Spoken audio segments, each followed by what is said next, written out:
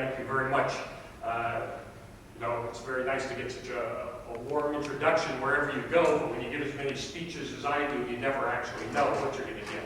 At one event, the person introducing me said, I, as your chairman, did not have to make a long and boring speech because we've invited Mitchell Barr here for that. It's nice to be in such a nice venue, too, because I've spoken in all kinds of places. I was speaking in this beautiful home in Palm Beach, Florida, not long ago. I swear this is true. I got up, I gave my spiel, I sat down, and the family dog came over and shook my hand. Usually when people come and they speak, they always say, you know, it's really great to be here. You know, it's a privilege to be here. Well, for me, I have to tell you, it's really a privilege. Because in November, I was giving a speech actually at the Stand With Us conference and had a heart attack. So you got to be very gentle with me in the question here. I came to speak tonight about the book that I wrote about the Arab lobby. And there are a lot of other things obviously going on in the Middle East, and we can talk about those later if you like as well.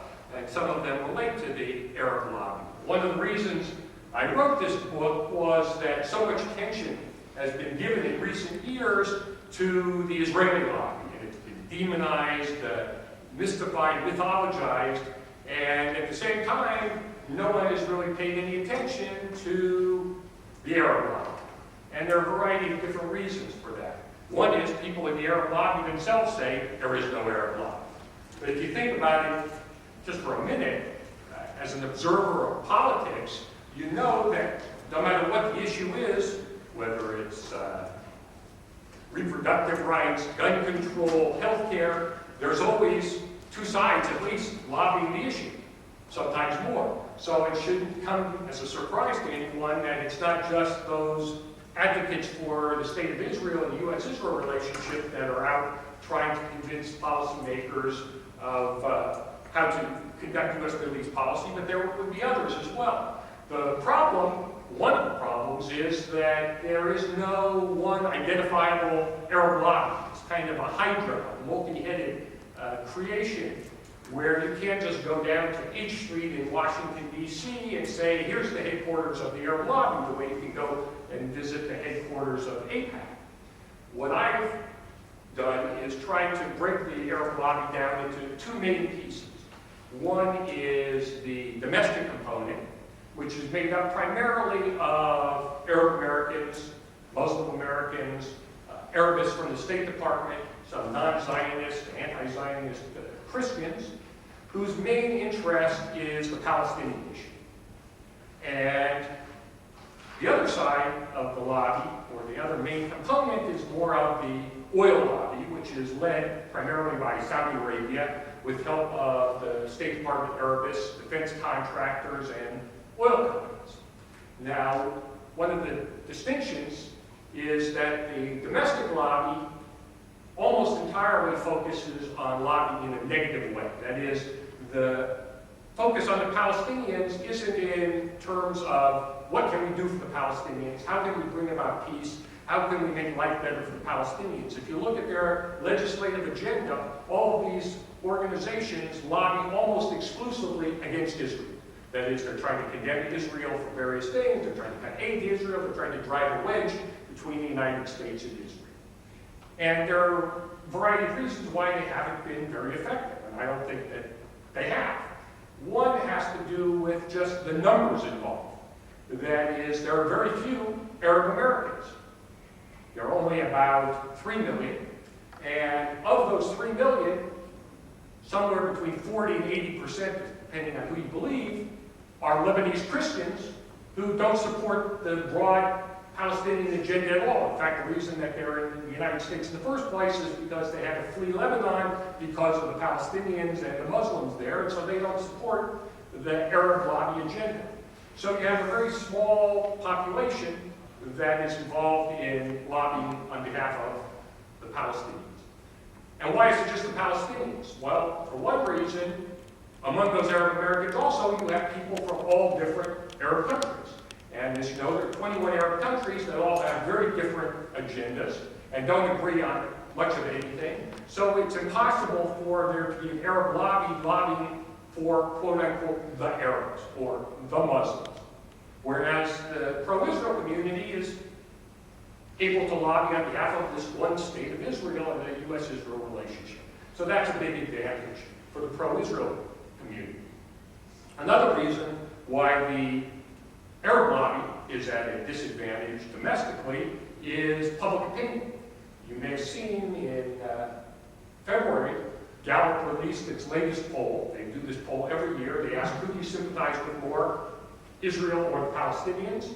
And the results were 63% support Israel and 17% support the Palestinians. And that's near a record high for Israel and fairly typical, actually a little high even for the Palestinians. So if you look at the broad American public being supportive of Israel, it makes it that much harder for an Arab lobbyist to go and try to lobby against Israel in the Congress, because there's very little interest or incentive for members of Congress to come out against Israel given the public support. Now, that's why the Palestinian or the domestic lobby is relatively less influential. I argue that the Saudi lobby, on the other hand, is much more influential. And one of the reasons that people question it is because they say, well, look how good the U.S.-Israel relationship is. How can the Saudi lobby be powerful? Well, the reason is that the Saudis don't really care about Israel or the Palestinians. So when they lobby, very rarely are they involved in a head-to-head confrontation with the pro-Israel lobby. The only time really is over arms sales, and that was in the past. We haven't even fought over an arms sale since the mid-'80s. So the fact that the Saudis are powerful has to do more with what they're interested in, and they're interested in one thing and one thing only, and that's keeping their royal heads on their royal shoulders. And they believe that the best way to ensure that is to have a good relationship with the United States. Now, one of the other features of the Saudi lobby is that there are no Saudi Americans to speak of. So there is no grassroots support for a pro-Saudi agenda, a U.S.-Saudi relationship. So unlike the pro-Israel community, which is a grassroots lobby, they try to lobby from the top down. That is, they believe the few that they want to influence the few who have power over the many rather than the other way around. And they do this in a variety of ways. One way is they hire lobbyists who really don't care about Saudi Arabia or the Middle East issues at all. They care about who pays them. In fact, you've seen this just in the recent weeks as the turmoil in the Middle East has increased.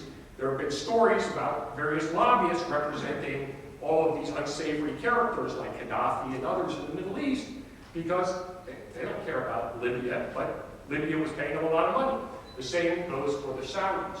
And the Saudis are very ecumenical or bipartisan in the way they do this. They don't care who they're supporting. They believe, and Prince Bandar, the former ambassador to the United States, basically said, if you treat people well after they leave office, you'd be surprised how well they treat you while they're in office. So you have all of these former State Department officials and other government agency officials who end up with these great jobs working as consultants to the Saudis or the oil industry or in think tanks. And they also use the same approach toward politicians and presidents. One of my favorite stories is about this obscure southern governor who went to the Saudis and said, I'd like to get money for a Center of Middle East Studies at the University of Arkansas. So the Saudis probably said, Arkansas? Where's Arkansas? Well, then, not too long afterwards, this obscure southern governor becomes the Democratic candidate for president. And all of a sudden, the University of Arkansas gets a check for $3.5 million. Then a few months later, that obscure southern governor, you may have guessed who it is elected president.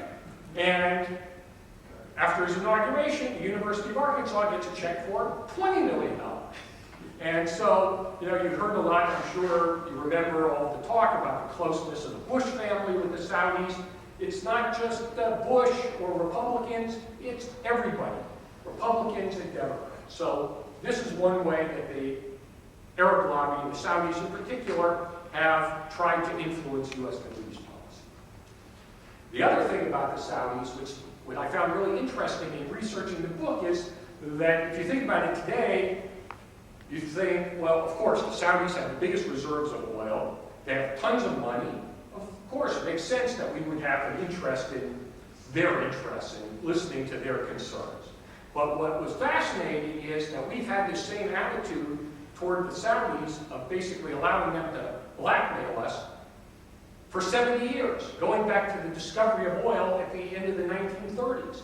And back then, the Saudis had no money, and they hadn't even begun to pump oil. And even after they began to pump, it was decades before the United States was importing oil from Saudi Arabia or was dependent in any way on Saudi Arabia. And yet, we continued to do whatever they asked us because of this fear generated among State Department Arabists that if we didn't do whatever the Saudis wanted, bad things would happen. We would lose our access to oil in particular, or the Saudis would give it to the British or to some other power and deny it to us. And that threat, which always was hollow, was always hanging over our heads. So basically, we ended up making what I would call a grand bargain, a sort of Faustian bargain with the Saudis, where we said, okay, we will keep your royal heads on your shoulders in exchange for you selling us your oil. And we buy their oil. It costs us lots of money. And to get the money back, what do? We sell them arms. So by selling them lots of weapons that they don't need and they can't use, most recently Obama just agreed to a $60 billion arms sale, the most in U.S. history, arms they don't need and can't use, is to get the oil money back, primarily. It also benefits the Pentagon in some ways, that it lowers the price of military hardware, keeps production lines open, but basically it's part of this grand bargain. Now, why is this a problem? Well, one reason is that the Saudis operate essentially as drug pushers, where oil is the drug. And they manipulate the price of oil in such a way that it discourages the United States from becoming independent by adopting alternative sources of energy, or conserving, or doing other things that would lessen our dependence on them. So, for example, you may recall about 2.5 years ago, oil prices reached an all-time high of $147 a barrel. You would think the Saudis would have been thrilled. They were making gazillion dollars. They would want it to go to 200, 300. But no, the Saudi oil minister said the ideal price of oil for Saudi Arabia is between $70 and $80 a barrel. Guess what the average price of oil was last year? About $79 a barrel. Why? Again, because they understood that as soon as we got to $147 a barrel, people were starting to talk more actively, aggressively about changing our energy policies. And we're seeing it again today, that the same kind of thing has happened as the price of oil has been inching up. The Saudis, again, were saying the ideal price for us was, I think the latest was they said between $80 and $90. And you can be sure that the price will fall in not too distant future, probably. Now, the other problem with the relationship between the United States and the Saudis and the Saudi lobby is that the Saudis undermine our interests, they undermine our values, and they directly threaten our security. This is the thing that is most disturbing about the Arab lobby influence. And this is why we should care. I mean, otherwise, why would we care? And what do I mean by undermining our interests, our values, and our security? Well, in terms of our interests, well, one of our interests I just described was energy independence from the Middle East, and I just told you how they manipulate that. The second interest we have in the Middle East is peace, right? We're interested in seeing a comprehensive peace between Israel and the Palestinians, and the Saudis do everything they can to undermine that. Give you one example. During the negotiations between Egypt and Israel at Camp David, Anwar Sadat told Jimmy Carter, the only way that we're going to get a comprehensive peace and that this is going to succeed is if the Saudis support the peace process. Jimmy Carter said, don't worry, I'm Jimmy Carter, the Saudis love me, of course they'll go along with everything that I say. And what happened? happened, the Saudis did everything they could to sabotage Camp David. They were the ones who led the effort to ostracize Egypt and kick them out of the Arab League. The same has happened under Obama. I'll get to Obama in a couple of minutes. So in that way, they undermine our interests. A second thing they do is they undermine our values. We believe in democracy, we believe in human rights, we believe in women's rights, and yet, if you look at Saudi Arabia, it is one of, if not the most, oppressive society in the world. The State Department just came out with its human rights report. You can read that the Saudis discriminate against women, they discriminate against non-Muslims, they discriminate against a whole wide variety of people. And the worst, of course, is the way they treat women. You know, you hear this talk about apartheid states in the Middle East. Well, there is an apartheid state in the Middle East. It's called Saudi Arabia. Because if you replace the word black with woman, you have essentially an apartheid system in Saudi Arabia the way it treats its women. They also treat Jews. Basically, it's one of the most anti-Semitic countries in the world. What was shocking in doing the research for the book is to see how the State Department Arabists were apologists for the Saudis. That the State Department people would actually tell the U.S. government that they shouldn't send Jews to Saudi Arabia because it would upset them. And that for years, Jews were not allowed, blacks weren't usually allowed, Christians were discriminated against, weren't allowed to practice their religion.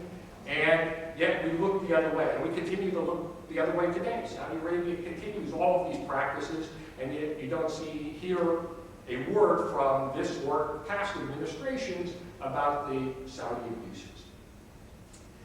The final thing is how the Saudis threaten our security. Well, one way they threaten our security, the principal way, is by supporting terrorism.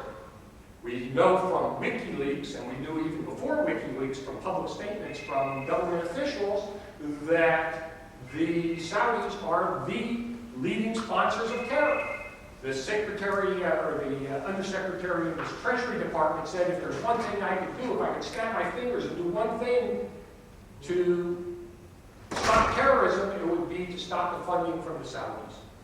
And yet, we continue to support this government that is funding the very people who are trying to kill us.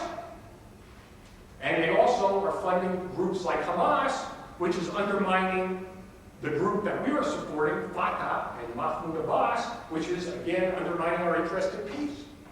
So here we're basically allowing this lobby to convince our government to support a regime that is threatening our security. Another way that they're threatening our security is through the next generation that they're educating. They spent over $130 million on universities in this country in the hope of influencing the future opinion of Americans.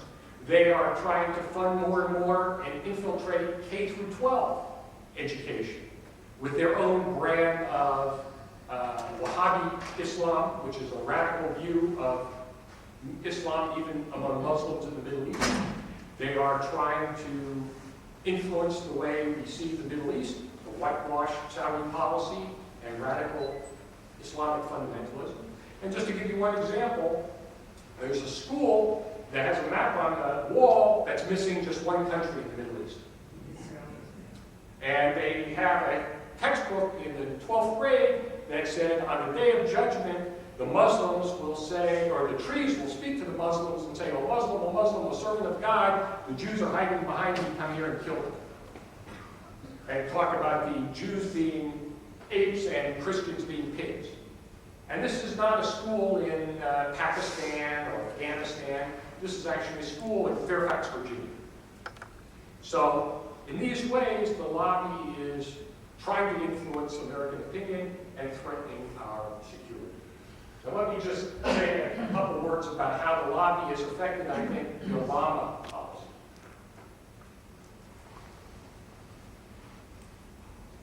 I think that Obama, it's not clear really who's influencing Obama the most.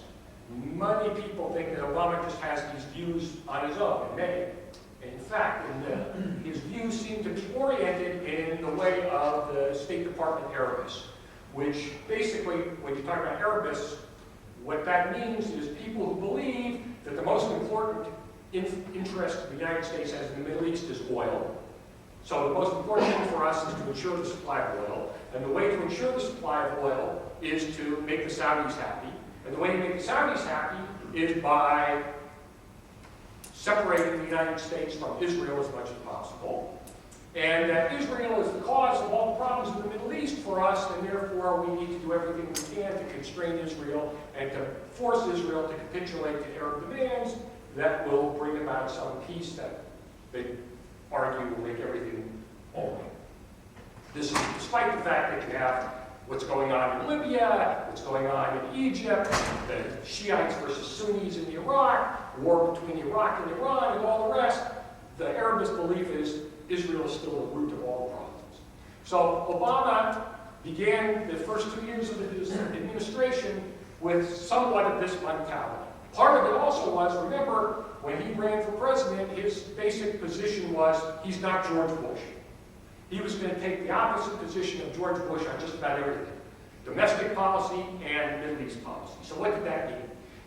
And this is now not a partisan critique, I hope. It's meant to say, I'm going to tell you what Obama was trying to accomplish and what he actually did accomplish.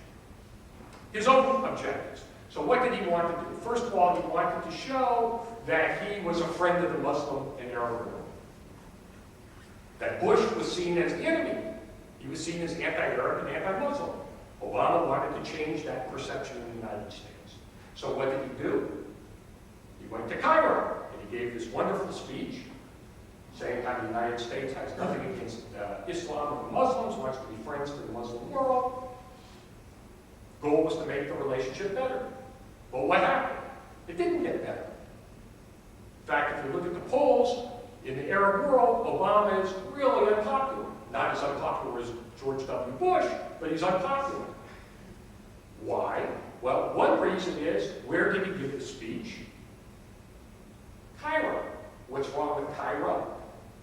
Mubarak was repressing Muslims. So here he's saying, I'm the big friend of the Muslims in a country where the Muslims were being repressed. Secondly, Mubarak was this autocratic leader who we were supporting. And so Muslims in the Middle East said to themselves, wait a minute, how is this president different from any of the others? As long as the Arab leader is friendly to the United States, then they support him. It doesn't matter if he's autocratic or not. Which got us in trouble a few months ago when the uprising began in Egypt, and people were saying in Egypt, look how hypocritical the United States is. Where were you 2 years ago, 5 years ago, 10 years ago? Again, this isn't just Obama, obviously. Past American presidents also supported Mubarak. But this president was supposed to be different, and he proved not to be. So his objective of improving relations with the Muslim world didn't work. A second thing that he wanted to do was to make the Saudis happy.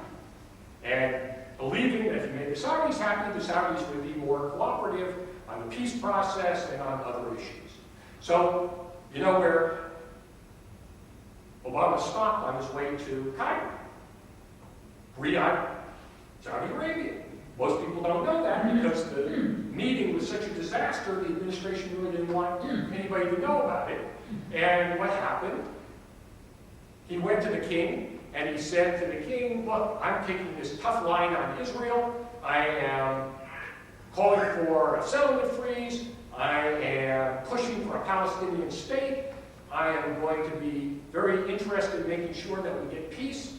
I want you now to do something to show the Israelis that if they go ahead and they create a Palestinian state, and they make all these concessions, that there will be this broader Arab peace. So we'd like you to make some gestures to Israel. And the king of Saudi Arabia said, jump on. And the United States had meetings over the next 2 years at different times with the Saudis, asking them to do different things, and the answer was always the same. And it got to be so absurd that at the end of the first year, I think it was, they went to the Saudis and some of the other Gulf Arabs, and they said, will you let the Israelis fly planes over your country? As if the Israelis would have said, oh boy, we get to fly over Saudi Arabia, now we're going to get rid of that West Bank. It was ridiculous. But it didn't matter because the Saudis said, something to wait. They wouldn't even let Israel fly 30,000 feet over their country. So the idea of getting the Saudis to be cooperative didn't work. It's gotten even worse now after what happened in Egypt, because the Saudis are this conservative regime that believes that the United States, the reason for being allies with the United States is that they'll keep their heads on their shoulders. And what happened with Mubarak, basically the United States turned away and let the Egyptians cut his head off, for all intents and purposes. And so they're saying, how can we trust the United States? If things go bad here in Saudi Arabia, they may let us go down the tubes too. So you have this big tension that Gates just went over to Saudi Arabia to try to resolve, to try to make amends, and Obama wrote him a letter. We don't know what's in it, but I'm sure it's similar to letters that Bush wrote and other presidents have written in the past, which basically say, we love you, we'll take care of you, we'll keep your heads on your shoulders. What else did he try to do? Okay, he was trying to make peace between Israel and the Palestinians. He said George Bush didn't pay enough attention to this issue, and he was seen as Israel's lawyer. I don't want to be seen as Israel's lawyer. I want to be seen as more of an even-handed broker, and I want to make this a priority for my administration. So what did he do? He said right out of the gate, he started criticizing Israeli policy, and he called for a settlement freeze. Now, the settlement freeze might have worked in terms of getting support if he had stuck to a freeze in the West Bank. But Israel had begun to do some building in Jerusalem, and Obama came out against any building in Jerusalem as well, in East Jerusalem. And the Israelis said, wait a minute, who are you to tell us we can't build in our capital? So even Israelis who are against the occupation, against settlements in the West Bank and all the rest, and American Jews who are against that, said, wait a minute, this is going past a red line, this is going too far. And he lost support of most people who were pro-Israel. And in Israel, it was particularly bad. In one poll, 4% of Israelis said that they trusted Obama. 4%. Now, this is a problem. You can say they were unreasonable, that Obama is really pro-Israel, and this was not justified, but it doesn't matter. Because if Obama wants to get peace between Israel and the Palestinians, the only way Israel makes the tough concessions for peace is if they believe the United States is behind them. That's the only way they can take risks for peace, is that they believe the United States is behind them. And Israelis didn't believe that he was behind them. So it made it much more difficult for Obama to accomplish the goal of making peace. With the Palestinians, similar thing happened. He demands a settlement freeze, and now Abbas is in a corner. The Palestinians never demanded a settlement freeze. Since 1993, the Palestinians have been negotiating with Israel while the settlements have been being built. Even a year before Obama came to office, Ehud Olmert, the Prime Minister of Israel, was negotiating with Abbas the terms of the peace agreement while these settlements were being built. But now, you have Obama saying the settlements have to stop. How could Abbas be less pro-Palestinian than Obama? So he felt that he had to go along with this demand for a freeze. So now, the Palestinians refuse to negotiate with Israel because they won't freeze the settlements. The other thing that happened was that Israel agreed to a freeze, but only in the West Bank. They didn't freeze settlements in East Jerusalem. The impact of that was that the Arab world saw Obama again as a weakling, because they said, look, this president we thought was different. He's going to force Israel to capitulate to our demands, but he can't even get Israel to freeze settlements. He's too weak, or he's too unwilling to do what's necessary from their perspective, and therefore we can't really trust him or deal with him. And so that also undermined Obama's peace initiative. And in the end, what we saw was, after 2 years, Palestinians refused to negotiate. They finally went to the table at the last minute before Israel ended its 10-month freeze. But they immediately said, if Israel doesn't continue to freeze, we won't stay. And Israel said, we're not going to continue to freeze. Now, Israel probably made a mistake when U.S. policy began to change, because Obama realized finally that he had made some catastrophic errors. And everybody, bipartisan, if you're in Washington, I can can tell you, Republicans and Democrats were all criticizing Obama's approach. And he finally realized that this wasn't working, and he brought in a guy named Dennis Ross, who you may know, who's not an Arabist, to try to run Middle East policy. The Arabists had tried to keep him out for the first 2 years. Now Obama brought him in, actually he brought him in after the fiasco in Saudi Arabia. And Ross said, okay, let's not beat Israel with sticks, let's try to offer them carrots. So he offered them this package that if Israel extended the settlement freeze, then the United States promised all sorts of things. And Netanyahu probably should have taken a deal to keep Obama happy, but he didn't. And there's a justification for that as well, because the 3 months that Ross wanted them to extend the freeze would have been a disaster anyway, because what would the Palestinians have done? They would have maybe negotiated for 3 months and then said, okay, we're not going to stay at the table unless you would keep settlements freeze. And it would have gone on forever. It was a paralyzed Israel. So in the end, after 2 years, there were no negotiations. The Israelis didn't trust Obama. The Palestinians didn't trust Obama. In fact, there was an article that just came out a couple of weeks ago, maybe you saw it, where Abbas came out blasting Obama and saying how he didn't trust him and how he wasn't a friend of the Palestinians. So at the end of 2 years, his first 2 years, everybody distrusted him. Nobody was willing to go along. And that's where we are today. Basically, there is no negotiation and there is no progress. And the Obama administration now is struggling to figure out what to do next. Palestinians, because they decided Obama's policies are so bad that they can't rely on him to deliver Israel, they're going to try to go around Obama and around Israel to the UN and get the UN to declare a unilateral state. So far, Obama says he's going to oppose that. But in order to forestall it, he's trying to pressure the Israelis to come up with some sort of peace initiative that will move the process forward, or they threaten that they're going to come up with their own. And we're going to see in the next 2 weeks when Netanyahu comes to the White House what comes out of it. If Netanyahu's going to have a peace plan that the U.S. gets behind, or if Obama's going to say this is unacceptable and try to put his own peace plan out there, which will be a disaster also because no U.S. peace plan has ever worked. I mean, the State Department has a 100% record of perfection. Every single one of their peace plans has been a failure. Because the only way you can have peace between the United States and Israel is if the two parties negotiate and agree on their own. And let me just say one final thing, and then I'll let you ask questions related to what's going on now and how the Arab lobby fits into it. You think about this, what I was saying earlier about the Saudis acting as drug pushers with oil and manipulating the price of oil. Have you noticed how Obama has been very much in favor of freedom and democracy in Tunisia, Egypt, and Libya, but not in Saudi Arabia? You haven't heard one word saying we need to have a democracy in Saudi Arabia and more freedom and democracy there? Well, one reason for that is what have the Saudis done with the oil prices? They've kept them from going through the roof, despite what's going on in Libya. And what's the message that the Saudis are sending? They're saying to Obama, implicitly, if not explicitly, we're keeping the price of oil down. That's keeping the U.S. economy from going into the toilet.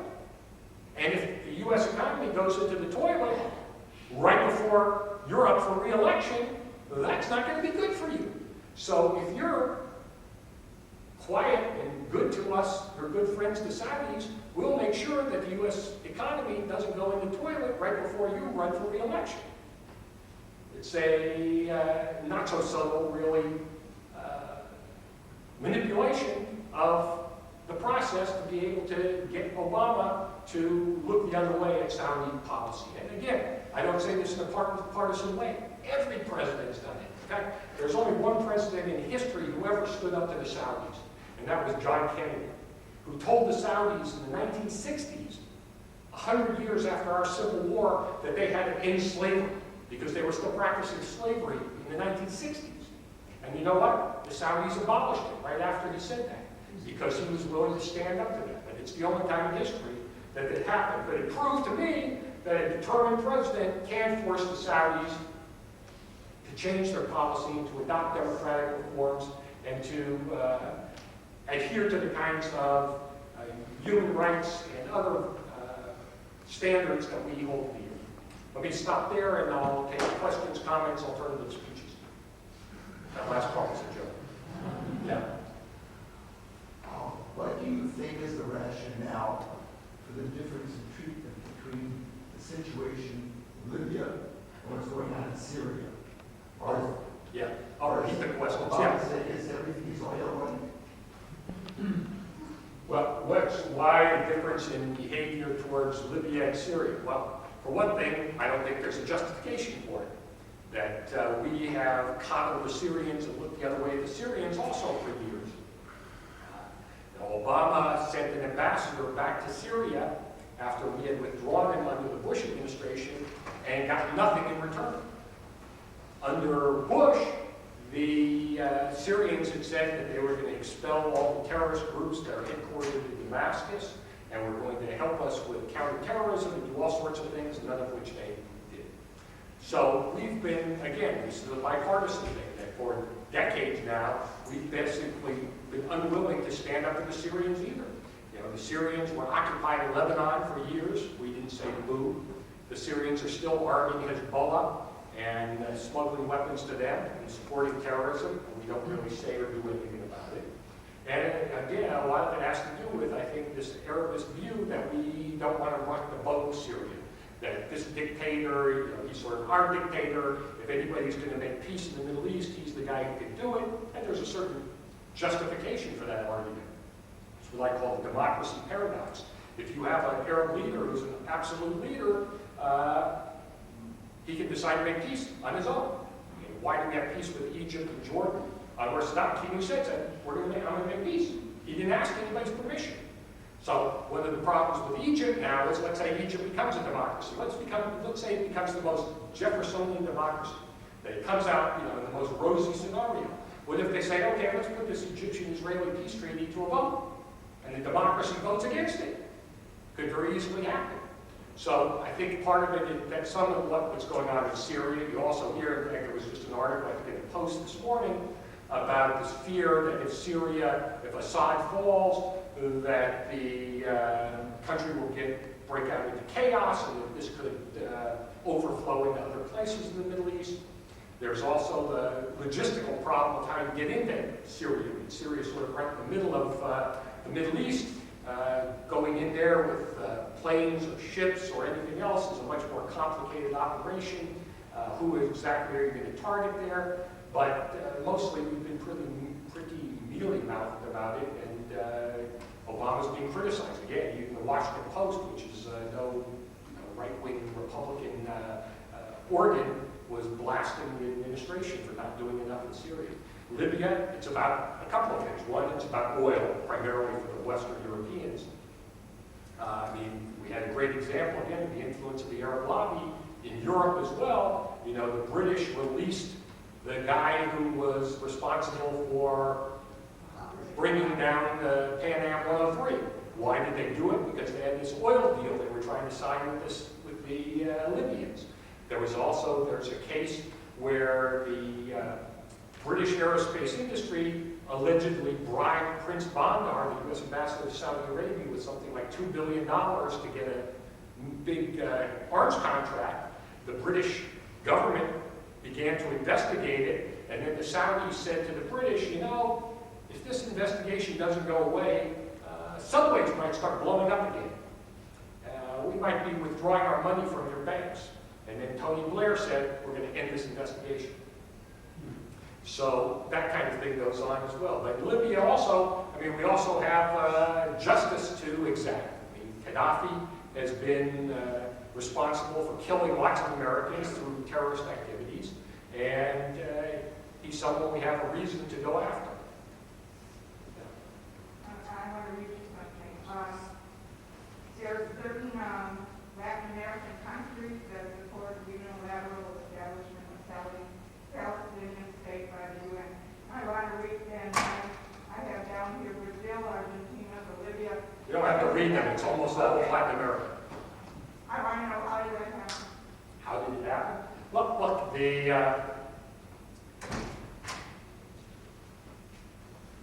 one of the other aspects of the Arab lobby, and sort of I write about much in the book is the international component.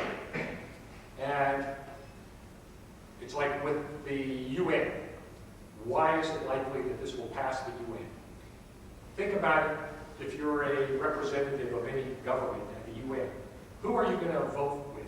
Are you going to vote with Israel on an issue, whatever the issue is, and make exactly 2 countries happy, maybe 3 if you include Micronesia? Or are you going to vote with the Arabs and make more than 80 countries happy, who would be unhappy if you voted with Israel?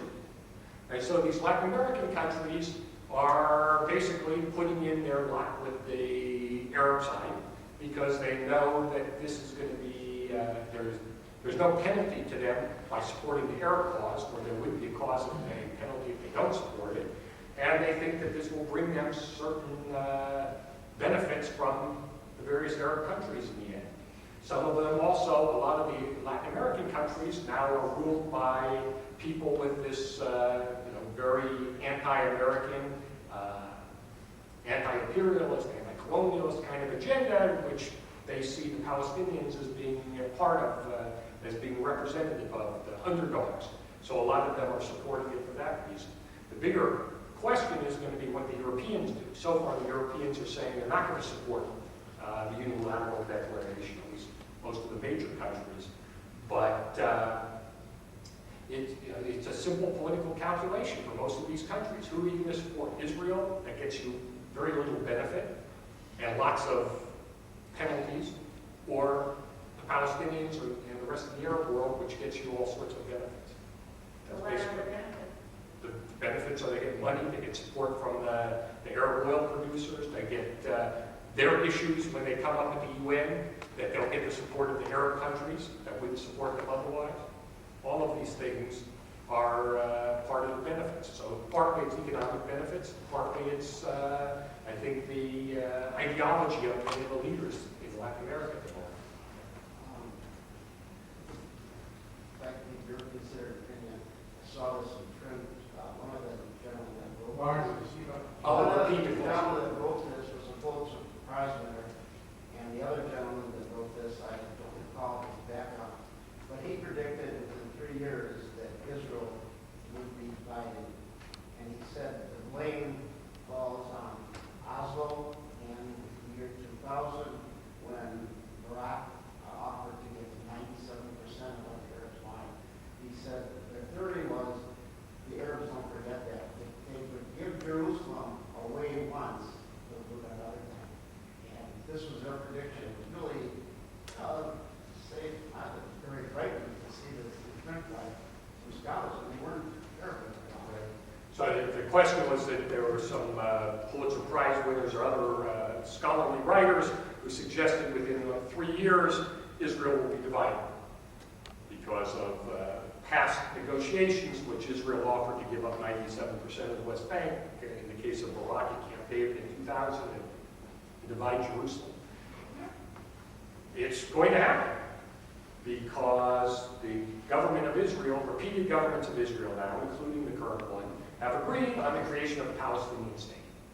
And the Palestinian state can basically only be created in one basic place that's going to make any sense or be supported by anyone. And that's more or less along the line of the security fence. Now, Netanyahu wants to keep a military presence of some kind in the Jordan Valley, but otherwise, most of the negotiations that have gone on over the last 18 years have been basically about giving up over 90% of the West Bank. Now, the question of Jerusalem, Netanyahu's been saying he won't divide Jerusalem, but based on the fact, as you say, that other prime ministers were willing to divide it in some way, as recently as 2008 or 2007, when Ehud Olmert had offered a deal where basically the Arabs would control the predominantly Arab parts of Jerusalem, the Jews the predominantly Jewish parts, and there would be some sort of arrangement for the Temple Mount. That's the most likely scenario, because it's difficult to imagine any other agreement that could be reached, because the Arabs will never accept the idea that they'll have some foothold in Jerusalem, and the international community will never accept it. And as you say, other Israeli prime ministers have been willing to. Now, I think the most likely scenario might be a division which has already exists. If you go to Jerusalem today, there's a wall around Jerusalem, right? You've been in the last few years. And if you go to a place called Abu Dis, you can see over the top of the wall, and there's a parliament building that the Palestinians have built. And this was actually an agreement that Abu Mazen and Yossi Be'er reached 10 or 15 years ago or so, where they said that the Palestinian capital would be in Abu Dis, and the Israeli capital would be in the rest of Jerusalem, and it's a compromise. Now, is it a good one? Well, Palestinians would be unhappy because they want to fly their flag over all of East Jerusalem, and they would have to have less. The Israelis don't want to divide Jerusalem at all, and this would be a stone's throw away, but it's a compromise. And I think something along those lines is most likely what's going to happen, because I don't see any other way that you reach an agreement that will be acceptable not only to the Palestinians, but the rest of the world. To pick up on your comments regarding the unhappiness, shall we say, with the Palestinian Authority and the State of Israel. The Palestinian Authority seems to have now turned to Hamas as its ally with this recent unifying agreement. Where do you see that going, and will the military training that the United States has spent billions of dollars on to create a force in the Palestinian Authority, will that be turned against Israel? So where do you see this whole... It's a good question about the reconciliation between Fatah and Hamas. And will why is that happening? What will happen? Will the U.S. aid that's gone to the Palestinians to help them build up a military force not be turned against Israel? Well, this is one of the dangers that people have raised lots of times, including with the aid, the arms sales to the Saudis and others, that these weapons can always be turned against us or our allies. In Egypt, it's especially dangerous right now, by the way, which is completely American armed, and they see only one enemy that they've been practicing against even during the peace treaty, and that's Israel. But in terms of the reconciliation, look, the Fatah people and Hamas both had interests here. Fatah was in trouble, that they were afraid that these uprisings around the Middle East would spread to the Palestinian territories, with people being unhappy with their autocratic rule and their failures to make their lives better. The Hamas is worried that it will lose its position, that the political director, who's based in Damascus, is afraid that the collapse of the Syrian regime may lead to him being kicked out of Syria and losing their base of support there. The Palestinians want to go to the UN in September for this unilateral declaration of statehood, but if they do it without some unity, what's the state going to be? The state of Palestine in the West Bank and no state in the Gaza Strip? How are they going to reconcile that? They have to try to show that they're united at least until September. But at the same time, there still is no unity of purpose or direction. That basically Hamas has said, even during these reconciliation discussions, we haven't changed. We don't believe in recognizing the state of Israel. We still believe in destroying the state of Israel. We won't recognize any agreements. Now, Fatah basically is so weak that they have conceded to Hamas, because the chief negotiator for the Palestinians in the peace process basically said, yeah, we'll go along with Hamas. That the conditions that the quartet set for negotiations with Hamas, which are that they have to recognize Israel and terrorism and honor past agreements, Nabil Shah said, that's not necessary. We don't require Hamas to do any of those things. So now the question is what the world's going to do again. Is the international community going to stand up and stay on principle and say, we're not going to deal with a government that has Hamas in it as long as it sticks to its commitment to destroy Israel? Or is it going to say, oh, boy, now we have this great opportunity for peace because the Palestinians are united? I don't think it's clear lately. And again, the Obama administration, as it's done on all of these issues in the Middle East, is different. They say, oh, we're waiting today. They were just saying, we're waiting to see what the reconciliation agreement says, instead of just coming out strongly and saying, look, this is not the way forward for peace. unless Hamas completely changes and ceases to be Hamas and recognizes the state of Israel and agrees to negotiate a peace agreement for a two-state solution. That's what the Obama administration should be saying. And maybe they will say it yet after they take a look at the details. But this is one of the problems that we've seen in the Middle East policy of this administration, is this uncertainty and wavering all the time, which makes everybody question their commitment. Yeah. Can you say a few words on how the Arab lobby influences the situation with Iran? How does the Arab lobby influence the situation with Iran? Well, to be honest, I didn't look so much at that because Iran's not an Arab country. And so the Arab lobby, I was mostly interested in how it affected issues more related to Israel and other security interests. But in terms of Iran, the way they've tried to influence it, and actually they failed, is trying to get the United States to take a more active role against the Iranians. We saw in WikiLeaks that the Saudis were begging the Americans to attack Iran. This was another thing that Obama, when he came to office, he said, I'm not going to be George Bush. I'm not going to be this belligerent guy who's acting unilaterally. I want to be the guy who talks to everybody. And he said from the beginning, I'm going to talk to the Iranians. Well, the Iranians said, great, because they talked to the Europeans for about 6 years while they kept building their nuclear facilities. They said, we'll talk to Obama, forever. We'll talk to him, right up until the point the mushroom cloud goes up over Israel. We're happy to talk to him. So, they took this position that they're not going to take military action, that they're going to try to use sanctions. And that's made the Arabs very worried because they're scared to death of the Iranians. The Iranians are on their doorstep. They're a little farther away from Israel. It's still a threat to Israel, of course, but they're right on the doorstep of the Saudis and the Bahrainis and the Kuwaitis. And the Saudi and the Iranians think that Bahrain's part of Iran. They have the Shiite population in Saudi Arabia that's been persecuted by the Saudi regime, which they hope will rise up against them. One of the reasons that the United States, and this is probably, it's hard to know what the lobby's doing at the moment because you don't have the documents for a lot of the historical things. I could get the documents, but again, why has the United States not spoken out more strongly against Bahrain and the way it's put down its protesters brutally? Again, a non-democratic regime that we're allowing to brutalize its population because the Bahrainis and the Saudis are saying, look, if you don't let us keep control, the Iranians are liable to intervene, the Iranians are going to get stronger, the Shiite population is liable to take over here, and that's going to be worse for you.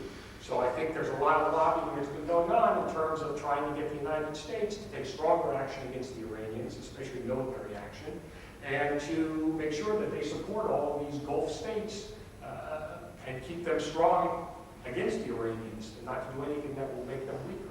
But the Arab states are scared to death. 12 Arab states have signed nuclear cooperation agreements in the last 2 years. Did they suddenly decide, boy, nuclear power is a great way to make energy? I don't think so. The Moroccans kicked the Iranians out because they were interfering in the internal relations there. The Egyptians, up until the uprising there, were also adamantly against the Iranians. But now we're hearing that this new Egyptian regime is talking about getting close to the Iranians.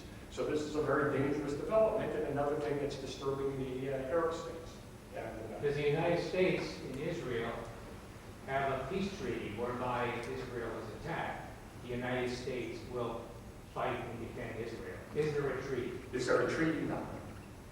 One of the issues that's come up over the years is whether the United States should have a formal defense treaty with Israel.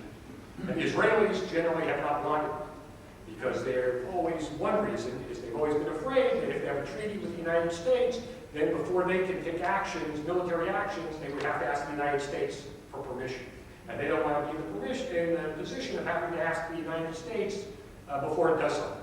So, for example, in 1981, if there had been a defense treaty, they would have had to ask for permission to go and attack the nuclear facility in Iraq, and Reagan would have never given it to them.